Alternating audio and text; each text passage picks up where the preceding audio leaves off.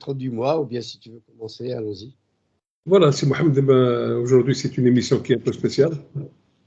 C'est l'association des oulémas qui a quand même un grand passé. Et j'ai vu que tu as fait beaucoup de recherches pendant toute cette semaine. Ben là, je te donne la possibilité, Inch'Allah, de commencer l'émission. Merci. Et Alors, de cette association des oulémas, des fondateurs de cette association, dans quelles conditions elle a été créée. Voilà, donc, tfadal, si Mohamed, vous avez la parole. tout d'abord, encore une fois, merci à Radio Le Rolba de nous permettre de faire ces émissions qui nous éclairent un petit peu sur, justement, pour éviter, comme tu dis si bien, les oubliés de l'histoire, et puis aussi prendre des émissions dans le fait de l'actualité. Et encore une fois, l'émission que nous allons faire aujourd'hui va nous ramener à l'actualité.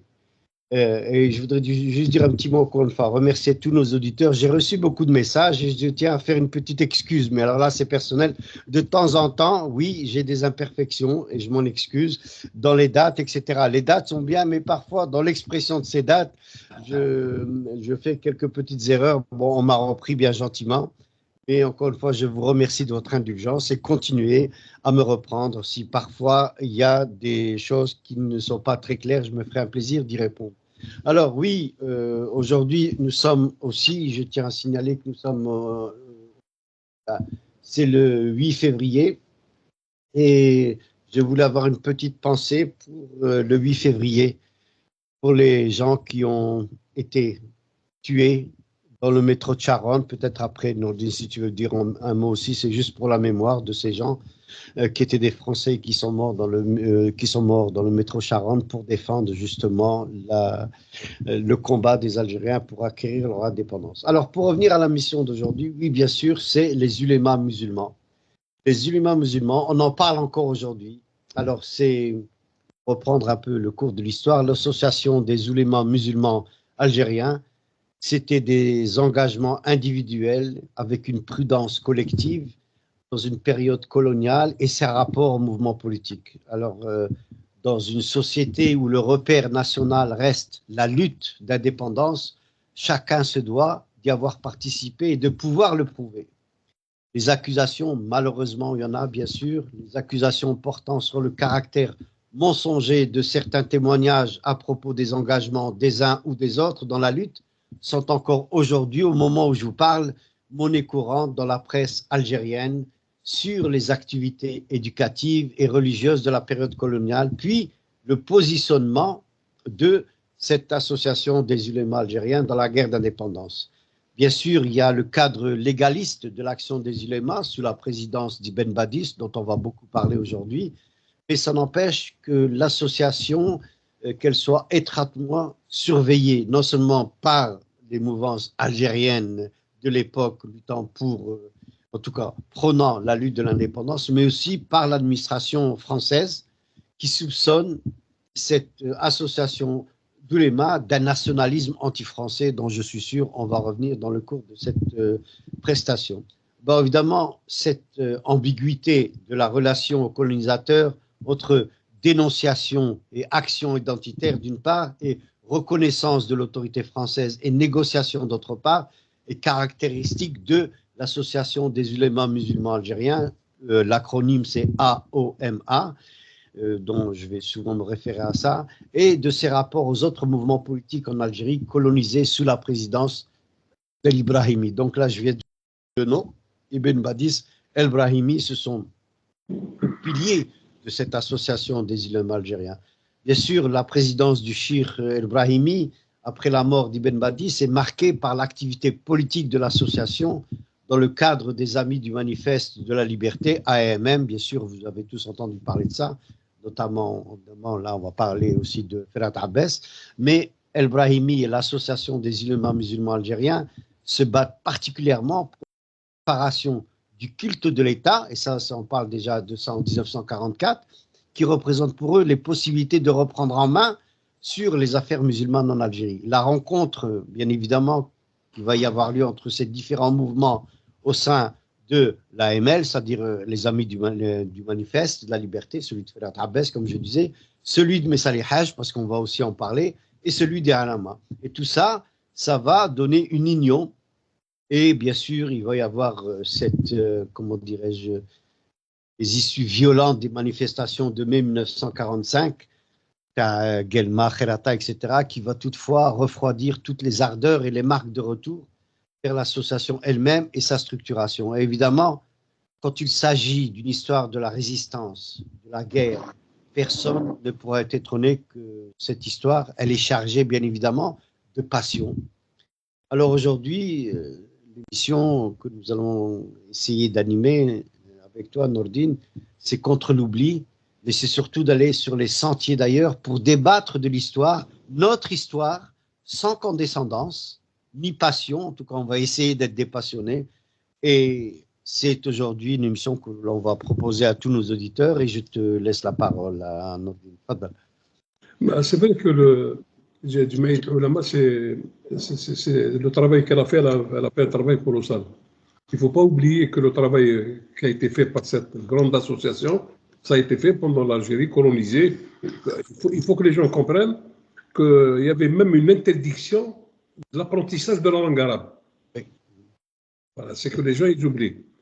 Il y a autre chose aussi. C'est le Cheikh Abdelhamid Mbadis, rahimahullah. Il était beaucoup plus journaliste et en même temps alim. Il a créé le journal Shihab, il a créé pas mal de journaux, et ça lui permettait quand même d'avoir une possibilité de répondre aux détracteurs, de répondre à tout. À la création de Jamaïat Ulama, en 1929, il a essayé de rassembler toutes les tendances, même les tendances maraboutiques, le Maratin, le Zoui et tout ça. Et lui qui était contre ça. Mais quand même, il les a rassemblés pour essayer d'avoir une unité de tous ces ulama. Et c'est vrai que le Cheikh Bachir Brahim, Cheikh Bachir Brahim, il a joué un rôle très important. C'est pour que les gens sachent que Cheikh Bachir Brahimi, en 1952, il était professeur dans des universités arabes, par exemple en Syrie, en Jordanie. C'était un bon lettré, c'était pas. Voilà, donc il avait cette possibilité de. Mais le problème qui s'est posé, c'est au Congrès musulman de 1936. Et c'est là où ça a commencé. On a voulu dire, voilà, ils veulent l'assimilation, ils veulent l'endimage, comme ils disent, ils veulent être. Le Cheikh Mbadis, il a répondu dans une grande lettre en disant, en s'adressant à la France, que nous ne sommes pas des ennemis de la France. Nous pouvons être français. Mais voilà, il faut que les gens sachent que nous n'avons pas la même langue. Nous n'avons pas la même culture. Nous n'avons pas les mêmes mœurs. Nous n'avons rien en commun. Mais nous serons fidèles à l'amitié. Nous serons fidèles à la parole qu'on donne. Et des gens, ils sont engouffrés. Et ainsi de suite, ainsi de suite. Et ça, c'est la lettre dont je viens d'en parler. Elle est liée dans le livre de Mahfoud Khaddash, l'histoire du nationalisme algérien de 1919 jusqu'à 1951. Elle est une grande lettre, vraiment, c'est fait avec Cheikh Mbadis, c'est un bonhomme lettré, c'est un bonhomme qui avait la possibilité. Et il essayait d'arranger entre les uns et les autres. Les gens qui connaissent Constantine, Jama Sidi al-Khadar, où il venait donner des cours, c'est une petite priole à Constantine. Et la mosquée, elle existe jusqu'à aujourd'hui. Normalement, on devrait faire un lieu de pèlerinage pour les gens, pour qu'ils puissent se recueillir de voir cette petite mosquée qui existe jusqu'à aujourd'hui. Voilà, Cheikh Mbadi, c'est pour ça que c'est une grande personnalité. Allah yarahmou. Il est mort très jeune. À sa mort, et c'est lui, pour ne pas oublier, c'est lui qui a fait venir ce Messali Haj pour assister au congrès. Tous les participants, ils étaient un peu contre. Mais lui, et c'est là où la fameuse phrase de Messali Haj, quand il a pris par exemple de la terre, et en disant cette terre n'est pas à vendre. Elle a ses héritiers, elle a ses enfants, voilà, c'est toute une histoire, Cheikh Mbadi, rahimahullah. Cheikh Mbadi, ici, l'Algérie, elle a pu se maintenir et se défendre vis-à-vis des autres. C'est grave, Cheikh Mbadi. C'était un bonhomme courtois, c'était un bonhomme, et je conseille aussi à beaucoup de nos compatriotes d'acheter un livre de Malk Ben Nabi qui parle beaucoup de Cheikh Ben Badis. Parce qu'il parlait de Cheikh Ben Badis, parce que Malk Ben Nabi, il était dans la Médersa, et le bureau de Cheikh Ben Badis et la Médersa, c'était juste à 50-60 mètres entre les uns et les autres. Cheikh Ben Badis, il avait un bureau dans une rue qui s'appelait, pour les Constantinois qui connaissent, c'est Karbaïn Sherif.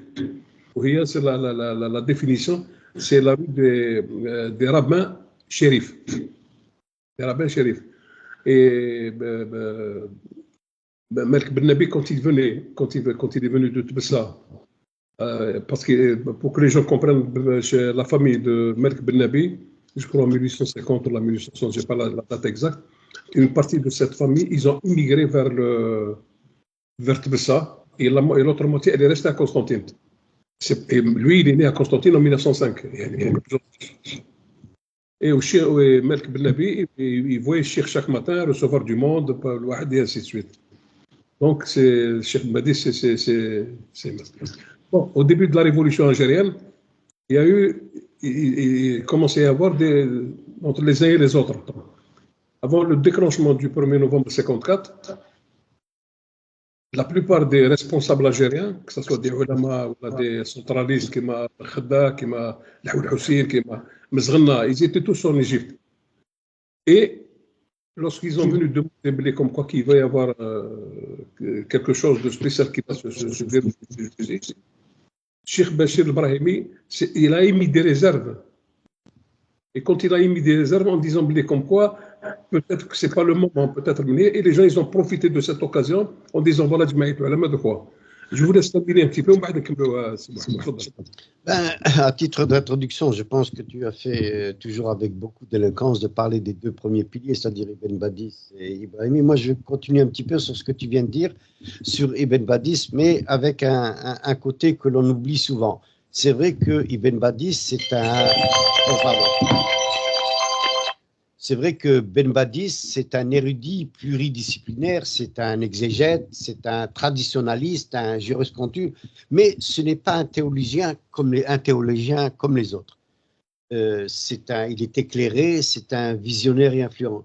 Mais ce qu'on oublie souvent de dire, et ça, je répète un petit peu ce que disent les historiens, mais en tout cas, j'insiste sur cette partie que beaucoup de gens veulent ignorer, je sais que tu vas y revenir par la suite. Ibn Badis, c'était l'un des pères du nationalisme algérien et surtout celui qui a semé la graine de la révolution contre le système colonial français. Je sais qu'on va y revenir plus tard. En effet, son rôle dans la prise de conscience, et je répète encore une fois, son rôle dans la prise de conscience par le peuple algérien de son identité. C'est très très important de parler de cette identité. De son identité a été décisif dans le chemin qui mènera l'Algérie vers l'indépendance en 1962. C'est lui qui a initié le courant réformiste en Algérie en appelant à la nécessité de s'appuyer sur les vrais piliers, à savoir la religion musulmane avec le Saint-Coran et l'application de la Sunna, bien sûr. Mais aussi, il y a ajouté la liberté, il y a ajouté le savoir, il y a ajouté la science. Par ailleurs, ce réformateur éclairé, je parle non seulement de la religion, comme je viens de dire, c'est le pilier de la société algérienne de l'époque, son identité qu'il voulait préserver et remettre en exergue, parce que bon, on essaie de la détruire, mais il prônait avec la modération, en y associant, il fallait partir de liberté, de savoir et la science. Et ça, c'est très important. Il y a la fraternité, il y a la solidarité, et surtout, oui, c'est quelqu'un qui va semer la graine de la révolution contre le système colonial français, mais comment? Avec le refus de la violence. Je vais peut-être insister un petit peu sur cette colonisation. Nombreux sont ceux qui ont lutté contre la colonisation. Il n'y a pas de doute de cela. Mais la plupart d'entre eux ont axé leur lutte dans des champs politiques, dans des champs syndicaux et bien sûr militaires. Lui, qu'est-ce qu'il disait? Il disait qu'il y a un champ qui doit être ouvert et qui a été souvent négligé. C'est comme je disais, c'est la décolonisation culturelle, la recherche de l'identité en algérienne. C'est là où je dis que c'est un des pères du nationalisme algérien. Il a ajouté cet élément très important qui est celui culturel, ce qu'il appelle lui la décolonisation culturelle. Oui, Ibn Badis, il faut le noter, c'était un lutteur, comment dirais-je, un leader de cette lutte dans le contexte algérien identitaire. On va essayer, et je suis sûr que tu vas aussi en parler, c'est de présenter les aspects les plus importants de la vie de ces personnages qui étaient Ibn Badis, tout en montrant l'efficacité de son approche de se cultiver pour se libérer.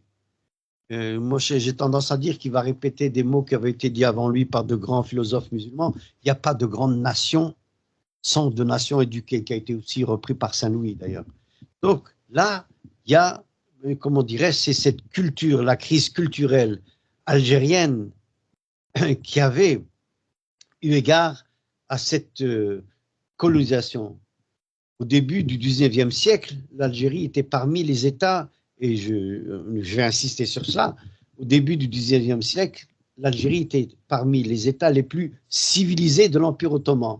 Le taux d'alphabétisation était plus haut que celui de la France.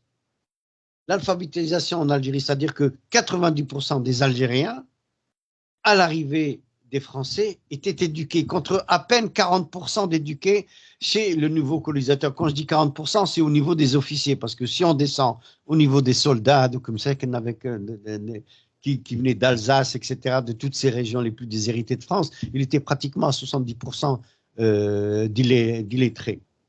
Ils n'étaient pas à l'alphabétisation. Alors, c'est là où on dit, lorsque la France a mis les pieds en Algérie, et de la plus grande difficulté devant laquelle les militaires se trouvaient, c'était dans un pays où ces Algériens étaient conscients de cette France qui venait pour la coloniser. Et comme ils étaient éduqués, bien évidemment, l'éducation Taham, c'était la liberté, c'était de disposer d'eux-mêmes, ils vont lutter. Et c'est pour cela que la France, sachant cela, elle va s'attaquer en premier lieu aux écoles coraniques et aux centres éducatifs. De nombreux d'entre eux vont être fermés, je pense, des madrasas, mais non seulement cela, plusieurs de leurs mosquées vont devenir des églises, vont devenir des écoles francophones. Et je sais que tu vas pouvoir en parler mieux que moi. En conséquence, le taux d'alphabétisme qu'avaient trouvé les Français chez la population algérienne, eh ben, il va rapidement chuter à cause de cette attaque qui a été faite contre les centres culturels algériens, ces madrasas algériennes, etc. Et c'est là où je pense que Ibn Badis va parler de cette naissance et de cette éducation pour lutter contre le colonialisme. Oui, Ibn Badis, comme tu disais, il est né à Constantine en 1889. Il a reçu un enseignement traditionnel et a éprouvé depuis son enfance une passion pour le savoir. Vous savez, il faut savoir qu'à l'âge de 19 ans, il était à Tunis pour poursuivre ses études dans la fameuse institution d'éducation religieuse, mais aussi de savoir, c'était Zaytouna. Et là, il va y faire ses études et de retour en Algérie, il va commencer à donner des cours à la mosquée de Constantine, mais bien sûr, il y a des obstacles qui vont l'empêcher de continuer. En effet, et bien ce que je veux dire encore une fois là, et c'est les historiens, je me réfère aux historiens, les responsables du culte de la ville de Constantine étaient jaloux et lui mettaient les bâtons dans les roues. Pourquoi? Parce qu'ils voulaient, eux, garder uniquement pour eux et pour les nantis ce savoir. Et lui, il a dit non, moi je viens ici pour donner l'éducation à tous les Algériens. Et c'est pour là, c'est très important de savoir que c'est lui qui va prendre ce bâton de pèlerin pour remettre ces écoles coraniques dans les villes notamment. Bon, il va commencer par Constantine, puis après ça va être sur toute l'Algérie avec ses élèves qui vont devenir eux-mêmes des enseignants. Et là, je pense qu'il faut en parler. Bon, bien sûr, en 1917, il va aller à la Mecque pour faire son pèlerinage et il décide de ne pas revenir chez lui car l'acquisition et la diffusion du savoir est beaucoup plus aisée à la Mecque qu'en Algérie parce qu'il était toujours à la recherche du savoir. Mais 4 ans plus tard, il va décider de revenir chez lui afin de contribuer à la libération de son pays, étant donné qu'il savait quelle était la situation qu'il était en train de se faire avec ses colonialistes et ses colons qui venaient. Alors, justement, c'est là où il va rencontrer El-Béchir el-Rahimi et les deux hommes se sont mis d'accord sur une stratégie de la libération de l'Algérie par l'éducation. Et c'est là où je dis que non seulement Ibn Badis, il va donner naissance à ces écoles, mais aussi ça va être un grand éducateur. De retour en Algérie, Ibn Badis, il va se consacrer à la diffusion du savoir. Il a donné des cours, il va faire non seulement de religion, mais aussi des sciences, de la littérature, de l'histoire, de la géographie et des autres disciplines autres que les disciplines religieuses. Et cette action pédagogique, elle ciblait aussi bien la jeunesse, et quand je dis la jeunesse, il ne faisait pas de différenciation, comme il est dit dans le Coran, parce que lui, il citait souvent le Coran, il ne faut pas qu'il y ait de différence dans l'éducation entre ni les garçons, ni les filles. Et c'est très important de noter ça. Et son but était au départ de former, comme je disais, un corps d'enseignants qui lui-même va l'aider à prendre le bâton du pèlerin et à diffuser le savoir dans toute l'Algérie. Et ce corps enseignant, ça va passer à la deuxième étape de sa stratégie, la création des écoles. Et c'est pour ça qu'en 1926, la première école primaire arabophone en Algérie, je dis bien depuis que les Français avaient détruit toutes ces madrasas qui, comme tu l'as dit en introduction, interdisaient même l'enseignement de l'arabe. Alors il va faire cette première école en 1926, c'est la première école primaire arabophone en Algérie. En 1930, il va créer, bien sûr, et c'est là où je vais te passer le flambeau, il créa l'association de l'éducation et de l'enseignement islamique qui avait pour but de diffuser des connaissances, mais surtout l'éthique islamique dans la société algérienne pour retrouver l'identité à l'algérienne. Et ça, c'est très important. Et j'insiste sur ça. Alors, comme tu disais, aussi, je vais te reprendre, hein, Ibn Badis, c'était un journaliste aussi. Tu l'as dit toi-même, ils ont créé, enfin, Ibn Badis, il a créé le premier journal en 1925, et là, je te reprends, un journal qui était intitulé Il Mutahid. Bon, là, vous excuserez mon arabe, et qui avait pour but de montrer les aspects négatifs, et je répète encore une fois, les aspects négatifs de la société algérienne, et qui avait des moyens d'y remédier lorsqu'il disait les aspects négatifs de la société algérienne, non seulement de la colonisation, mais aussi de l'éloignement de la société algérienne pour mille et une raisons de leur identité. Et ça, c'est très important. Et il s'est attaqué, en tant que journaliste, dans beaucoup d'articles, notamment sur le maraboutisme, qu'il considérait en contradiction, tu en as parlé, contradiction avec les valeurs musulmanes authentiques. Et ça, je pense qu'il n'a pas hésité, dans certains de ses articles dans ce journal, de critiquer la politique colonialiste française et d'appeler les Algériens à s'unifier contre la colonisation. Et c'est pour ça que ce journal créé, il va être censuré en 1926.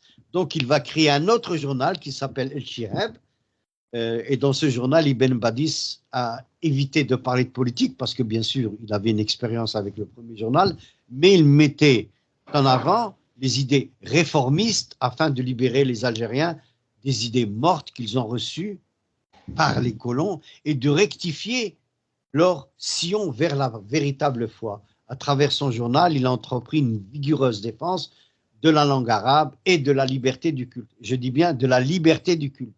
C'est là où on parle de Ibn Badis, le réformateur religieux. Ibn Badis, il a subi l'influence du mouvement salafi réformiste musulman, prenant le retour à un islam purifié de toutes les déformations qui l'ont dénaturé. Et ce mouvement a trouvé son inspiration dans la poésie, bien sûr. On en a déjà parlé de Jamel Din l'Afghani, de Mohamed Abdou et de Mohamed Aqbal.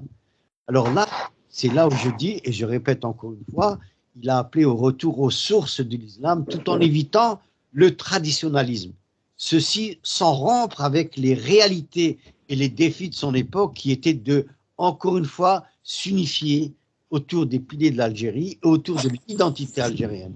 Et cette influence, elle va se concrétiser par la réforme et la pratique religieuse en Algérie en combattant tout d'abord les pratiques obscurantistes d'un certain nombre de confréries et qui étaient, soit dit au passage, très proches du colon, enfin du gouvernement, du gouvernement français algérien, c'est-à-dire comment dit-on, du gouvernement, le colonialisme, bon, le terme m'échappe.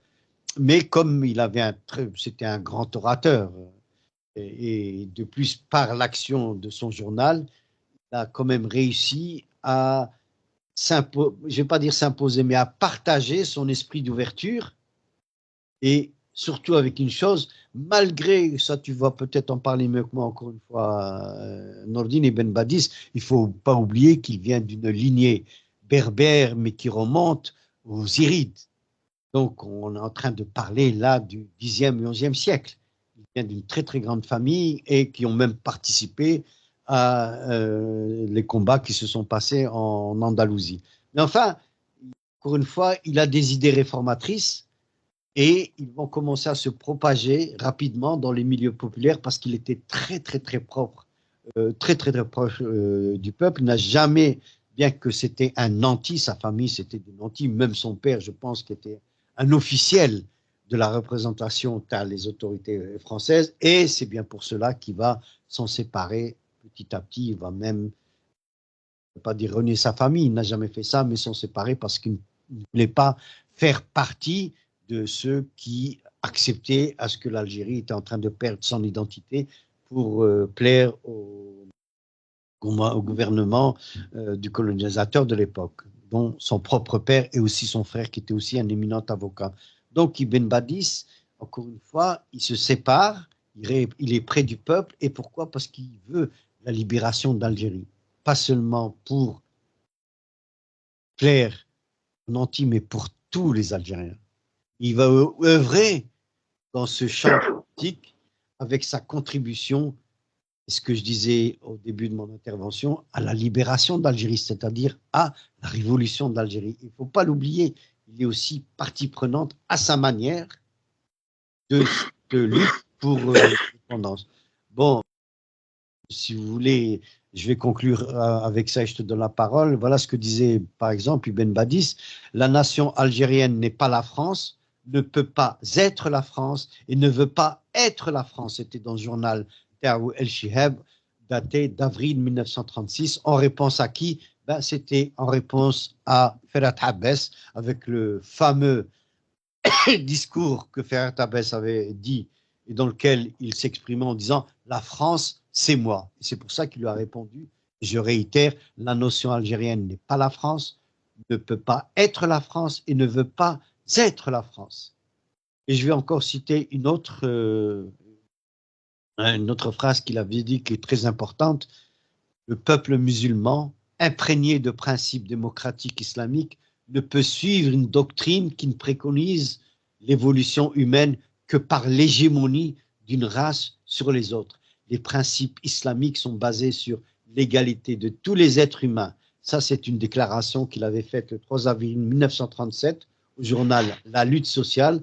La Lutte sociale, c'était un organe du Parti communiste algérien. Et enfin, une dernière phrase que je vais vous citer, c'est: l'indépendance est un droit naturel pour chaque peuple de la terre. Plusieurs notions qui nous ont été inférieures du point de vue de la puissance, de la science, de la force potentielle et de la civilisation ont recouvré leur indépendance. Nous ne sommes pas des devins et nous ne prêtons pas à l'image de ceux qui déclarent que l'Algérie, demeurant éternellement ce qu'elle est, partagée avec Dieu la connaissance de l'avenir, de même que l'Algérie a chargé à travers l'histoire, de même il est possible qu'elle continue à se transformer et à se libérer. Ça, c'était dans El Shihab de juin 1936. Voilà ce que je voulais dire, Nordine, et je m'excuse si j'étais un petit peu long, mais je t'en prie, ça parle. C'est une très bonne analyse et c'est l'histoire à la couleur. Ce qu'on a dit, c'est que les gens qui l'ont connu, c'était un bonhomme d'une tolérance extraordinaire. Tout à l'heure, tu as dit que la première école pour l'enseignement de l'arabe qui a été ouverte pour les filles, c'est lui. Parce qu'avant, il y avait le colonisateur, il faisait courir le bruit, puis comme quoi, il ne faut pas prendre le français parce que c'est la langue, le kafir, ou l'akhar, ou l'athée, et ainsi de suite. Et lui, à chaque fois, quand il se déplaçait dans toute l'Algérie, le slogan qu'il tenait, l'éducation, éduquez vos enfants. Donnez-leur de l'instruction. Donnez-leur de l'instruction. Et c'était son leitmotiv de partout. Et il a combattu tout à l'heure, on parlait le colonisateur, tellement il méprisait ce peuple. Qu'est-ce qu'il faisait, par exemple, dans les propriétaires terriens de l'époque? Il faisait construire des mausolées et il reprenait Msak Nas, la Ghalba, c'était des ignorants.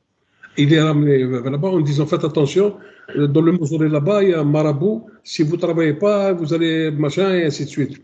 Et lui, il a combattu tous ces, il les a combattus. Et c'est pour ça, quand on parle en Algérie, à l'ouest, il y a beaucoup plus de mausolées qu'à l'est algérien. Il a tout fait pour essayer de faire comprendre aux gens. Maintenant, pour la fameuse phrase que tu as donné comme quoi que ce peuple musulman algérien n'est pas la France, il ne peut pas être la France. Il ne veut pas l'être. Et même s'il le voulait, il ne pourra pas. Parce que c'est un peuple très éloigné de la France par sa langue, ses mœurs, son origine et sa religion. Il ne veut pas s'assimiler. Mais ce pays algérien musulman est un ami sincère de la France. Ça, c'est pour couper tout court aux gens qui disaient, comme le Cheikh Mbadi, s'il voulait l'assimilation. Et il a répondu, Farhat Abbas, qui disait, moi, je ne mourrai pas pour cette patrie. C'est quoi la patrie algérienne? Et il lui a répondu, nous aussi, nous avons cherché dans l'histoire et dans le présent. Nous avons constaté que la nation algérienne musulmane s'est formée et existe. Se sont formées les nations de la terre encore existantes.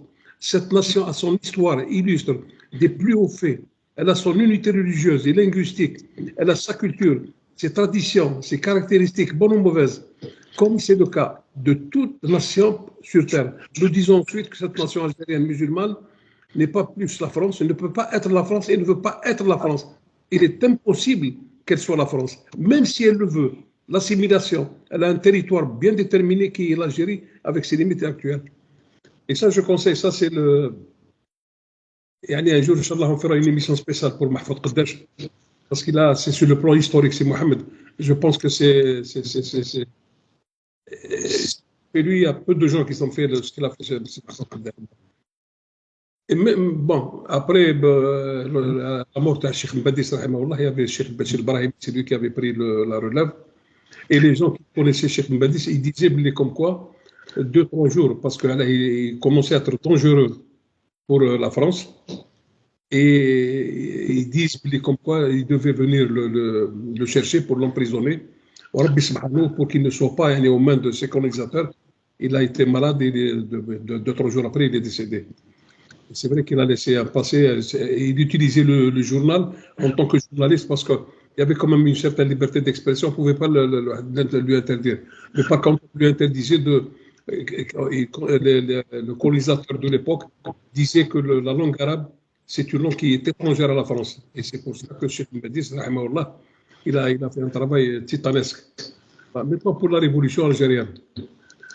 En 1900, la veille du déclenchement du 1er novembre 1954, il y avait Cheikh Bachir Brahimi qui était en Égypte, il y avait Boudiaf qui était en Égypte, il y avait Khedr qui était en Égypte, et ils se sont mis d'accord pour essayer de s'unir pour le déclenchement du 1er novembre. Il y a eu des réticences. Maintenant, Cheikh Bachir Brahimi, ils ont saisi cette occasion, on dit, vous voyez, l'ulama, de quoi ils sont menés. Mais ça a fait du bruit, ça a fait il y avait Cheikh, je ne voudrais pas citer le nom, lorsqu'on lui a posé la question avant 55, il disait comme quoi c'est pas des mujahidines de l'époque, hein, que c'est pas ces gens-là qui vont essayer de faire la guerre à la France, c'est pas ces gens-là qui ont des moyens, des possibilités. Il emploie quand même un terme un peu loin. Il dit les gueux, les pouilleux, c'est pas eux qui vont faire la. Et le 20 août 55, il a été condamné à mort. Hein. Il a été obligé de fuir en Égypte. Et après, au mois de janvier 1956, il y avait Tawfiq al-Madani, qui était secrétaire général de l'association des Oulémas, qui a une grande lettre qui est sur l'Internet, on peut la trouver facilement, même sur le livre des archives de Mohamed Harbi. Et dit la lettre, c'est vrai que ils ont rejoint le FLN au mois de janvier 1956. Mais quand ils ont rejoint le FLN, ça a été ils se sont mis à fond et c'est ça qui a fait la grandeur des Algériens de l'époque. Voilà, même Farhat Abbas aussi, après, il a été obligé de rejoindre. Et tous les gens qui étaient un peu réticents, ils étaient obligés de tous rejoindre le Front de Libération Nationale. Les gens qui n'ont pas rejoint le Front de Libération Nationale, c'est un missadiste, comme il était en Égypte, il a été emprisonné par les Égyptiens jusqu'à la 62. Voilà, je te laisse, Mohamed, si tu veux continuer sur cette. Ben oui, c'est-à-dire que là, on parle un petit peu de l'élément historique dans le rôle du combat contre le colonialisme. Tu as l'association des Ilémas. L'association des Ilémas, c'est historique. Elle a été créée, il ne faut pas oublier, bon, les Français sont arrivés en 1830. L'association des Ilémas, elle a été créée un siècle après, pratiquement en 1930. Donc là, on parle euh, je veux dire que le centenaire de l'Algérie française a donné naissance à un mouvement de l'association des oulémas qui va mettre les premières graines, non pas de la lutte contre l'occupant, puisque la lutte pour moi contre l'occupant, elle a commencé dès le premier jour des soldats français ont mis le pied en Algérie en 1830, mais disons que l'association des oulémas va donner une structure à ce combat autre que par les armes au départ. Et puis, comme tu l'as dit à juste titre, après, bon, évidemment, il va y avoir la révolution. Mais au départ, c'était quoi? Sur quoi vont s'appuyer les éléments sur lesquels vont s'appuyer les ulémas? Ben, c'est la promotion de la langue arabe et de l'islam, parce que, bon, les colonisateurs sont français et chrétiens. Enfin, il ne faut pas, hein, il faut pas se le cacher. Je veux dire, ça, c'est un élément important. Donc, la promotion de la langue arabe et de l'islam. Et ça, c'était la principale mission que se sont données ces hommes-là.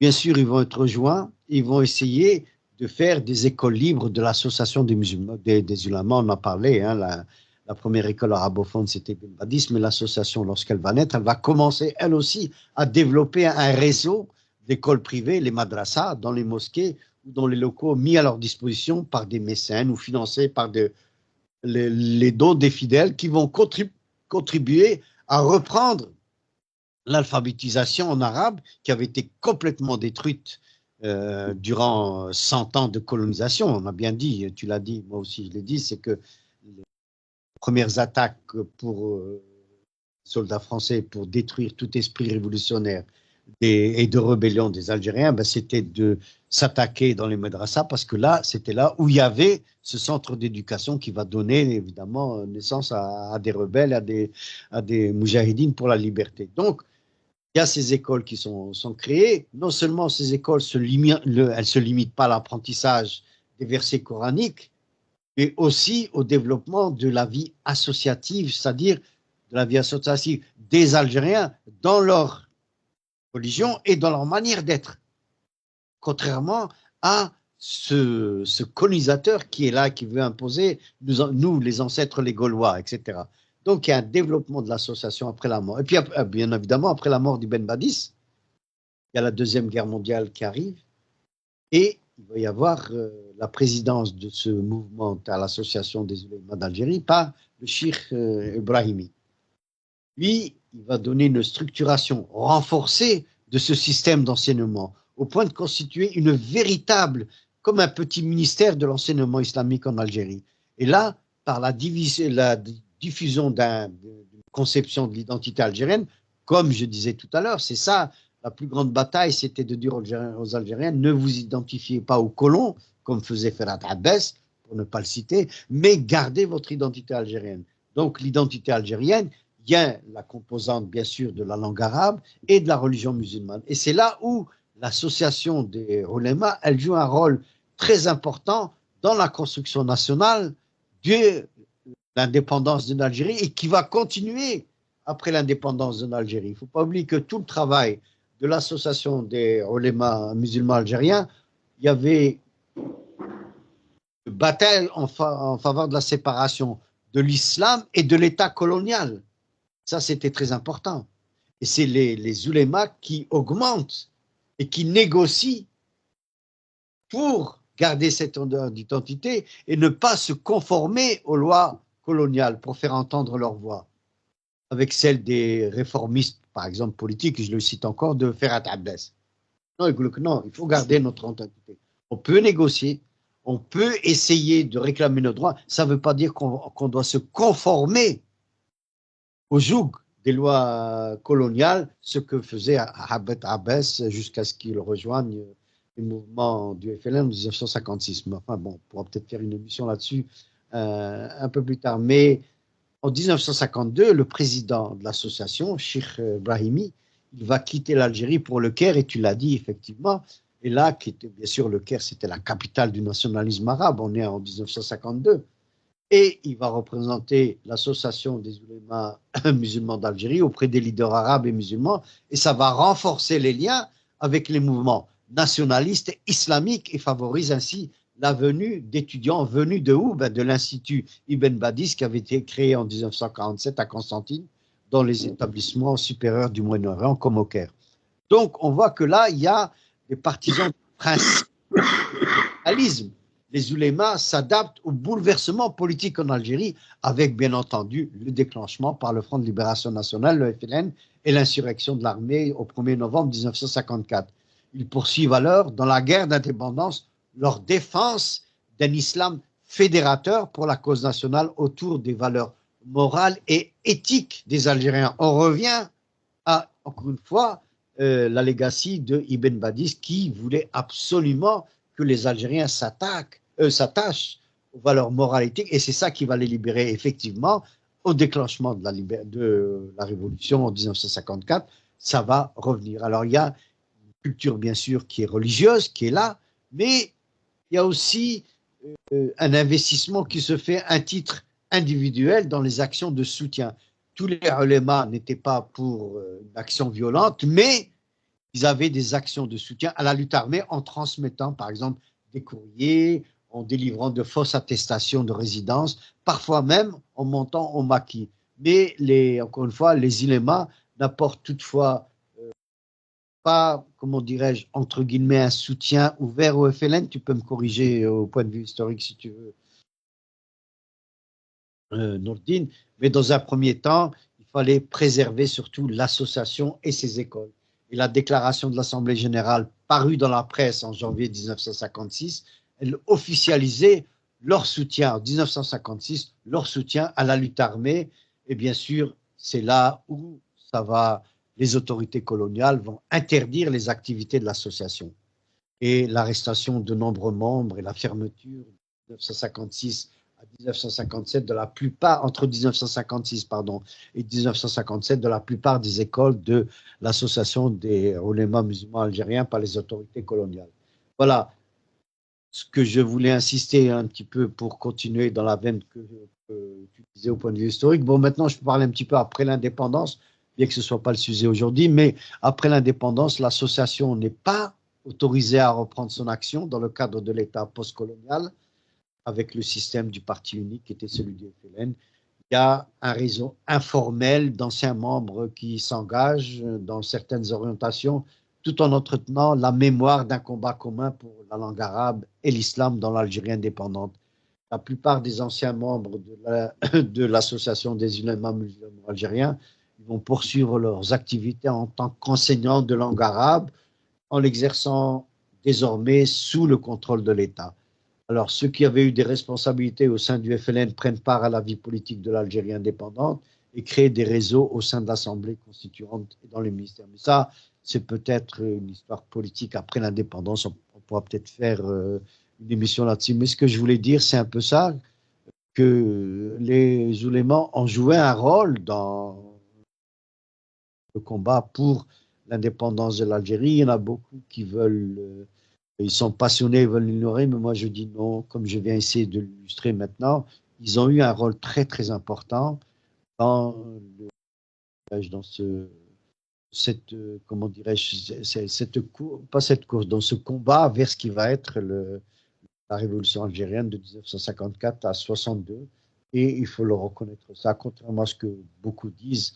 Non, les oulémas n'ont pas été contre la révolution, ce n'est pas vrai, je m'inscris en faux contre cela. Ils ont participé et le premier des combattants, c'est Ibn Badis. Voilà ce que je voulais dire à Nordine. Encore une fois, il faut essayer d'être dépassionné. Et là, c'était peut-être je voulais donner un aperçu général de la situation qui prévalait en Algérie avant la naissance d'Ibn Badis, avant la naissance de ce mouvement de... Vraiment, il ne faut pas oublier que la colonisation, elle avait pour but de décimer au sens propre et même au sens figuré toute une nation et toute une nation de ses racines avec la langue arabe et la religion musulmane. Et ça, il pas l'oublier. Ce qu'a dit Ben Badis, par exemple, que bon, arabe, que notre religion est la religion musulmane et qu'on ne voulait pas être français. Et ça, encore une fois, c'est les ulémas qui l'ont dit. Et il ne faut pas l'oublier. Le peuple algérien était pratiquement dépossédé de tous ses droits, les plus élémentaires, même en tant qu'être humain digne de ce nom. C'est ce que ont fait les colonisateurs. Ils ont été victimes des atrocités, c'était par des crimes barbares, moi ce que j'appelle, moi c'est des crimes contre l'humanité, qui ne sont pas encore reconnus aujourd'hui par la France, et que certains viennent me dire, moi oui, les bienfaits de la colonisation, on vous a débarrassé de l'obscurantisme des religieux, etc. Non, c'est pas vrai. Non. Les religieux ont eu un rôle, ils ont éclairé, et Ben Badis, encore une fois je répète, disait que notre combat, c'est celui de garder nos propres valeurs. C'est ce que voulait détruire le colonisateur français. Le colonisateur français, il est venu dans ce pays, notre Algérie, comme une maladie. Cette maladie qui vient soudainement comme ça et qui essaie de vous apporter de la mort. Ben non, on s'est battu, on s'est guéri de ce cancer de la colonisation, de cette, comment dirais-je, cette gangrène qui essaie de monter au propre cœur des Algériens, à savoir, le propre cœur des Algériens, c'est avant tout, c'est sa religion, puis la langue de cette religion qui le véhicule, c'est-à-dire la langue arabe. Et tout ça en gardant la diversité culturelle. Tout ça en gardant la diversité culturelle, mais sous un même drapeau. C'est le drapeau algérien. Ce drapeau algérien, il a été toujours celui que Ben Badis, et là je prends bien sûr une métaphore, Ben Badis a toujours dit oui, nous sommes des Algériens, il faut le rester et il faut redevenir algérien parce que ces colonisateurs ont essayé de tout faire pour détruire cette monstruosité de vouloir nous déraciner de tous nos repères de l'islam, de vouloir creuser des fossés entre les Algériens. Ça a réussi à un certain moment. Là, ils sont venus, ils ont continué. Ça, c'est les ulama. Donc, il ne faut pas nous laisser bercer par ces historiens qui disent que la France n'a rien fait pour multiplier ses manœuvres dans le sens de détruire un pays et son peuple. Non, elle l'a fait. Elle a toujours essayé de le faire jusqu'au dernier jour d'avant l'indépendance.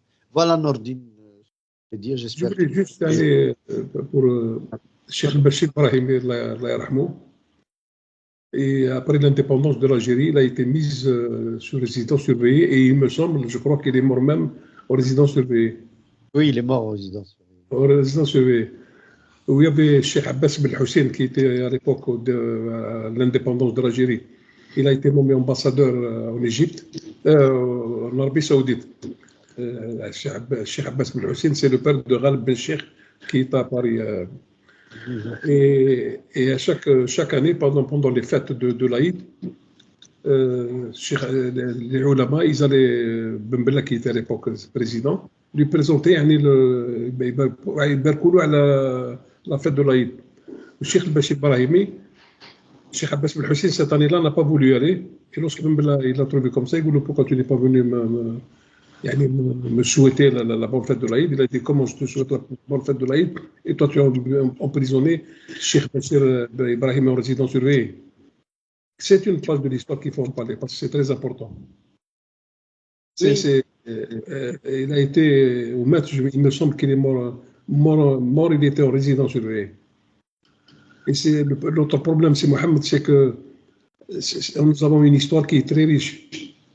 Une histoire qui peut être d'actualité. Mais là, pourquoi le pouvoir actuel ne donne pas la possibilité d'en parler. Dernièrement, ils ont fait un film sur Cheikh Mbadis, rahimahullah. Mais nous avons des historiens, et juste pour que les gens qui nous écoutent, il y a une thèse qui a été faite par Cheikh Mbadis Ali Merad. Oui, Ali Merad, bien sûr. Oui. Ils sont mités. Et malheureusement, avec tout le savoir qu'il avait, il est mort à la région lyonnaise et il a été enterré dans la périphérie de Lyon. Ali Merad. Qui c'est qui parle d'Ali Merad? Il y a aussi une Française qui a fait une thèse sur les ulama, une thèse de 900 pages. Mais elle a fait un travail colossal avec des historiens, avec Benjamin Stora, il y a notre historien d'Imat, de Constantine. Ils ont fait du boulot. Mais ils ne mettent pas ça à l'avant pour que les gens puissent s'exprimer, puissent avoir accès à tous ces livres. À tous ces... Mais Cheikh Bachir Brahimi, il a été mis en résidence surveillée par Ben Bella. C'est vrai que ça a touché tous les ulamas, ça a touché tous les. Voilà, c'était juste pour compléter ce que tu disais sur le ulama. Voilà, ça, c'est une période quand même qu'il faut en parler. Oui, je crois qu'il faut avoir le courage de regarder l'histoire, non pas telle que certains veulent faire le miroir de leur propre idéologie, tout en gardant aussi à l'esprit que l'histoire étant ce qu'elle est, il faut rester factuel. C'est vrai que l'association des ulémas musulmans algériens et la construction de l'État algérien indépendant, il y a des fondations, il y a des héritages, il y a des appropriations, mais il y a aussi des antagonismes. Il ne faut pas les cacher. Euh, ces antagonismes, ils retracent l'histoire de l'association des ulémas musulmans algériens et sa fondation dans un contexte colonial, celui de 1931, à sa réactivation dans l'Algérie des années 90. Et par définition de l'identité arabe et musulmane de l'Algérie, quoi qu'on en dise, elle est là, l'identité. Il y a une identité arabe, l'Algérie, que beaucoup veulent ignorer. Non, elle existe au même titre que les autres. Mais elle est là, et bien sûr, l'identité musulmane de l'Algérie. Et ça, l'association des ulémas musulmans algériens a joué un rôle fondamental dans la construction de l'État algérien, même après l'indépendance, malgré la disparité de sa structure entre 1962 et 1991. Les activités éducatives et religieuses, son positionnement dans la guerre de l'indépendance, comme je viens de citer et comme tu as aussi illustré, l'insertion de ses membres dans l'Algérie postcoloniale, il y a un livre blanc à écrire. C'est pas clair. Il y a des antagonismes, il ne faut pas avoir peur de le dire. Mais il faut faire l'étude des parcours des membres de ces dirigeants. Où est-ce qu'ils sont? Où est-ce qu'ils sont morts? Comme tu disais, certains sont morts malgré tout ce qu'ils ont fait. Ils sont morts en résidence surveillée. D'autres ont été à quartier, d'autres ont été obligés de s'exiler. Bon, je ne suis pas là pour dire que c'est bien ou c'est mal. Je suis là pour dire qu'il ne faut pas masquer la vérité historique. Moi, je ne vais pas entendre après bien que j'ai beaucoup de respect pour lui, un Benjamin Stora pour venir me parler de l'histoire de mon pays. Moi, je veux que ce soit les Algériens qui en parlent. C'est ça.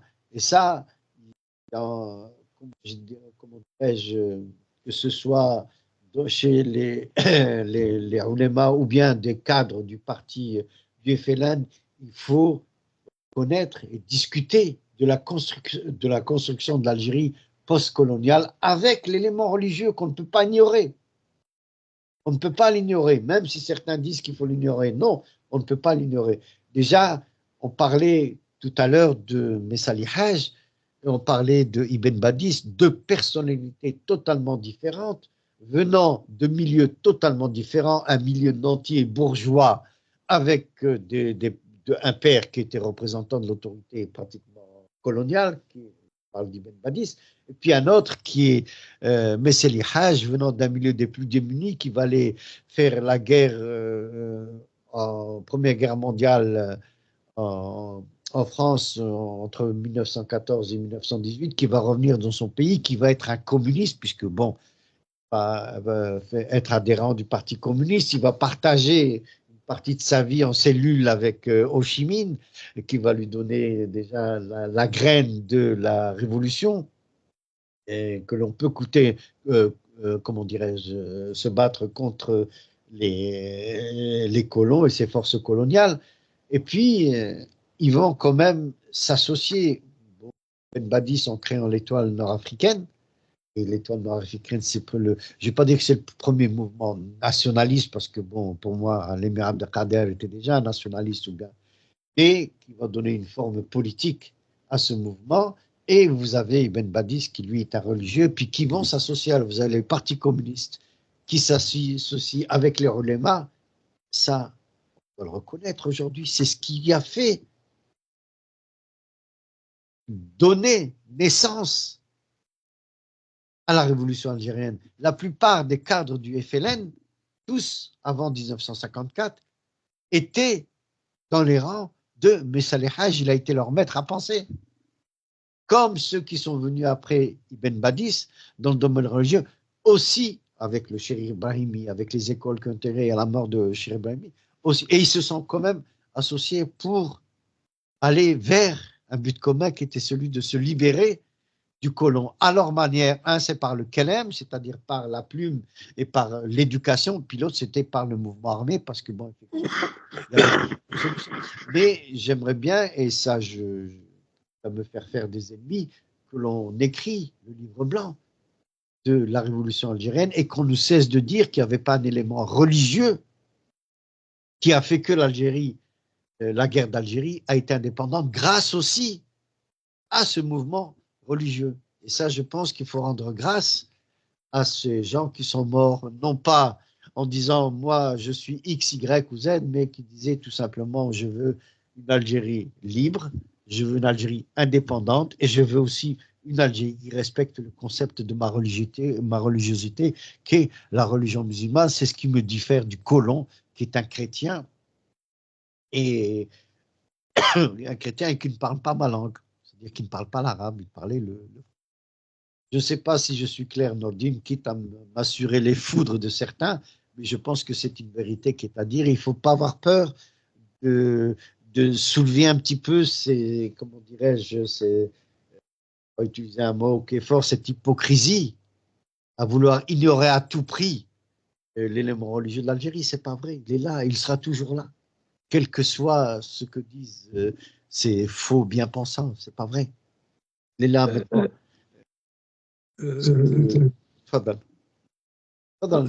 C'est vrai que sur le plan historique, moi, un bonhomme comme Dahoul Hussein, voilà, par exemple, qui était numéro 2 de l'adjoint à Messali Haj. Et ces gens-là, ils sont dans l'oubli total. On n'en parle même pas. Qui était le bras droit de Messali qui a été emprisonné en Égypte lorsqu'il y a eu la déclaration du 1er novembre. Les Égyptiens, ils l'ont mis en prison. Donc, il faut en parler. Il faut en parler pour que les gens comprennent qu'est-ce qui s'est passé. Pas pour le Tout à l'heure, c'est Mohamed, vous parlez de Cheikh Badis, le fameux Nachid, Sha'b al-Jazair, Muslim ou l'Arabe Intasib. Il parle comme quoi c'est un peuple berbère, c'est un peuple qui a plusieurs origines, mais il est beaucoup plus proche de l'arabité. C'est tout, il en parle. Il ne dit pas que l'Algérie c'est un pays arabe, pays machin et tout ça. Il n'a jamais dit ça, on lui fait dire ça. C'est la langue arabe. C'est un peuple qui est beaucoup plus proche. Voilà. Ou même la révolution algérienne. Fils Billah, le djihad, c'est ça. C'est des slogans religieux, des slogans miniers. Et on oublie parce que là, il y a des gens à l'époque, ils ont voulu un peu, je ne sais même pas pourquoi, salir la mémoire de ces gens-là. C'est ça ce qui est malheureux. Voilà. Mais l'histoire, on peut tout cacher, mais l'histoire rejaillit toujours de ça, c'est plus que sur ça. C'est-à-dire, bon. Mais Salih Haj, il a passé toute sa vie presque dans les prisons. Ah, bah oui, il a même été exilé au Congo. Bien sûr, oui, c'est vrai. Ben Bella, lorsqu'il a été remis en Algérie, mais Salih Haj, à ce que je sache, il est mort en exil. Il a été, le jour où Ben Bella il était emprisonné, dès qu'il est sorti de prison, c'est Chadli qui l'a fait à la qu'il a retrouvé sa liberté. À sa sortie de prison, la première opération qu'il a mis, où il a appliqué, c'est d'aller se recueillir sur la tombe de Messali Haj, Allah yarhamou. Il parlait à Messali Haj, il dit toi tu étais dans le vrai, et peut-être que nous on était dans le faux, il était derrière le cercueil lorsqu'il a été juste Messali Haj. Il a transité par Marseille. Et par Marseille, il n'avait même pas de passeport, c'est Mohamed. Il n'avait pas de passeport, il fallait lui faire un passeport d'urgence. Et quand il a pris l'avion pour rentrer sur Oran, le cercueil est arrivé dans la matinée, ils étaient obligés de le laisser jusque dans la soirée. Et après, il y avait un mouvement de foule qui allait tout casser, tout machin. Et mais quand même, il a eu le monde qu'il y avait pour ça, pour l'accompagner à sa dernière demeure, c'était quelque chose d'incroyable. Le commissaire, il disait, moi j'avais des ordres, je ne pouvais pas laisser partir le cercueil dans la journée, de peur de l'Ouad. Mais Messali Haj, qu'on le veuille ou pas, c'est le père du nationalisme algérien. C'est le père du nationalisme algérien. Et juste une anecdote, c'est Mohamed. La barbe qu'il avait, وهذيك الطربوشه اللي عنده، قال لهم ما نحيش لا barbe هذه حتى تسقل الجزائر. Exactement, صح. حتى تسقل الجزائر. Il y a son cousin qui a écrit un très très beau livre, un livre de 500 pages à peu près, qui était proche de lui et qui parlait de toute l'histoire de Messali Haj, Allah yarhamou. Donc c'est pour ça qu'il y a des erreurs qu'il faut réparer. Aujourd'hui, on entend certains groupuscules, je les appelle comme ça, qui disent les jamaït ulama, même avec des insultes. C'est triste. C'est Mohamed. Là, bon, je crois qu'on arrive à la fin de l'émission. Là, je regarde l'heure. Ce que je voulais dire, c'est là, tu termines avec ce que tu disais sur Messali Haj. Messali Haj, je réitère ce que j'ai dit. La plupart des cadres qui ont été formés, qui seront les futurs dirigeants de FLN, sortent de l'école Messali Haj, que ce soit avec le MLT, enfin le PPA, etc. Ça fera l'objet. Donc, il faut reconnaître au moins cette figure nationale. On ne peut ne pas être d'accord avec ces thèses, absolument. Mais c'est quand même lui qui a passé plus de la moitié de sa vie en prison pour que l'Algérie devienne libre. Et ça, on ne peut pas le lui enlever. Qu'il y ait eu, bien sûr, une guerre fratricide entre les messalistes et le FLN, ça fera l'objet peut-être d'une autre émission. Je ne suis pas là, moi, pour juger ça. Moi, je suis en train de parler de l'homme en tant que tel. Ah ouais. C'est quand même quelqu'un qui a donné toute sa vie pour son pays. Comme Ibn Badis. Ibn Badis, beaucoup maintenant, les oulémas n'ont jamais participé. C'était des... C'est ça de ce qui est triste. Mais oui, mais justement, c'est à nous, dans notre petits moyens, de rétablir la vérité historique. Non pas que tu détiens la vérité historique, mais à des recoupements, il y a des factualités qu'on ne peut pas ignorer. Moi, l'Algérie, tu disais, l'Algérie est berbère. Oui, l'Algérie est berbère, ça. Mais l'Algérie est aussi arabe. Ouais, c'est ça. Oui, mais l'Algérie est aussi phénicienne. L'Algérie est aussi romaine. L'Algérie est aussi carthaginoise. L'Algérie est aussi ottomane. L'Algérie est aussi partie française, 132 ans, tu ne peux pas les... Donc nous avons eu quelque chose comme 8 siècles de brassage. Mais maintenant, quel est le ciment de cette Algérie? Et c'est là où Ben Badis vient. Ben Badis, comme tu l'as dit, comme je répète, était lui-même berbère. C'est quoi ce ciment? C'est la langue arabe et la religion musulmane. Et ça, il ne faut pas venir me dire, moi aujourd'hui, l'Algérie est X, Y ou Z. Nous sommes les exclusifs de ceci ou cela. Non, ce n'est pas vrai. Nous sommes un pays où il y a un mélange extraordinaire. Extraordinaire. Depuis, je ne vais pas dire 3000 ans ou 4000 ans ou 5000 ans, je ne connais pas de date exacte, mais en tout cas, depuis des millénaires, ça a toujours été, qu'a été l'Algérie, un pays de passage. Je crois qu'on arrive à la fin, c'est Mohamed. Madame? Je crois qu'on arrive à la fin de l'émission. Alors, quel est le livre que tu nous proposes aujourd'hui, Sinoudi? J'ai un livre, c'est le livre de l'histoire du nationalisme algérien. Ah oui, bien sûr. Ah oui. Ce livre, si je vous dis qui c'est qui me l'a offert, vous n'allez pas peut-être me croire. Partage avec nous, j'ai hâte de l'entendre. En 86, il était entre Lausanne et Genève. Et avec des amis, on est allé le voir. Il avait dans une bibliothèque, j'ai pris le livre là. Je ne dirais pas non. Et wallah, c'est lui qui me l'a offert. C'est pour ça que c'est un livre que je tiens beaucoup. C'est extraordinaire. C'est Mahmoud Khaddash. C'était dans la bibliothèque de Ahmed Ben Bella. Allah yarhamou. Voilà. Et le livre, pour que les gens connaissent un peu, c'est Ibn Badis, commentateur du Coran, c'est par Ali Marad. Ah, Ali Marad. C'est un livre qu'il faut lire, oui. Voilà. C'est un livre qu'il faut lire. C'est un livre qu'il faut absolument.